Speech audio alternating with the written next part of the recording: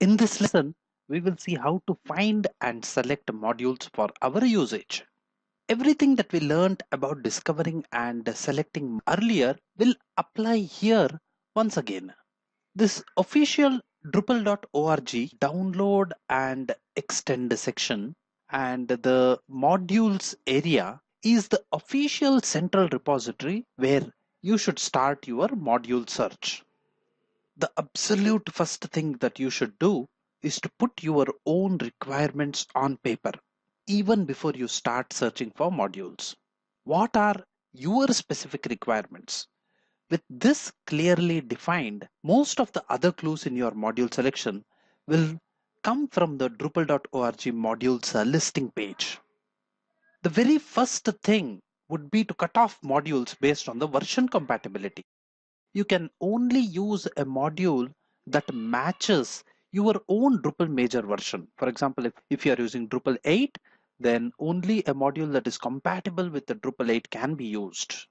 If a module is not earmarked for your target Drupal version, don't even bother looking at it. If your target version is not available in a stable release, but only in development version, do not bother unless you are ready to wait for the stable release or you are prepared to take up the associated risks. Suppose that I am searching for a quiz module. There are 72 results returned. And if I do a cursory glance, this first one looks very promising. I have to open it to know more about it. And when I read through this, I find it has each and every feature that I am looking for. And then I discover the problem. There is no Drupal 8 stable version available. And I can see that, however, there is a development version available for Drupal 8. Whether I go with this or not is an engineering decision that I have to take. This is a constant struggle with the Drupal and other open source projects. There will always be a lag between the main project and associated projects like the modules and themes. There will always be a lag. But if I come back to this module page, what are the parameters that we should consider? This page is loaded with lots of clues for your evaluation of a module.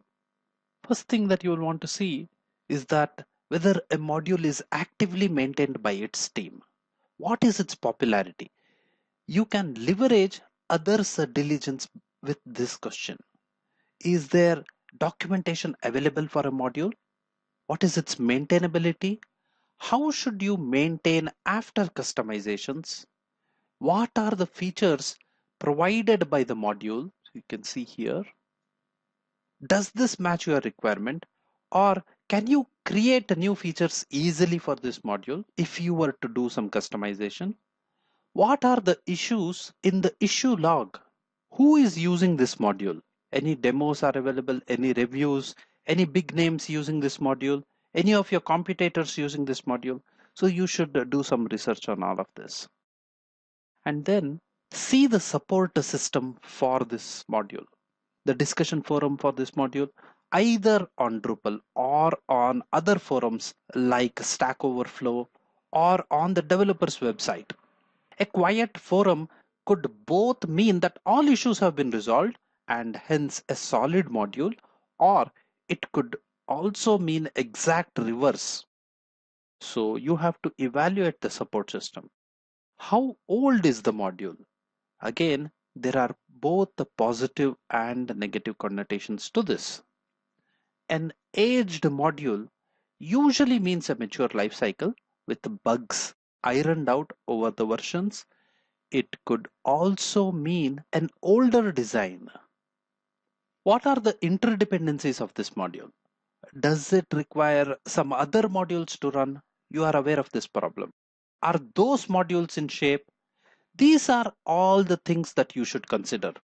And all of that data is usually presented in this modules page. Again, all of these are just guidelines on how you should be approaching making your module selection. If you are going to custom design your module, Once again, these questions will help you out.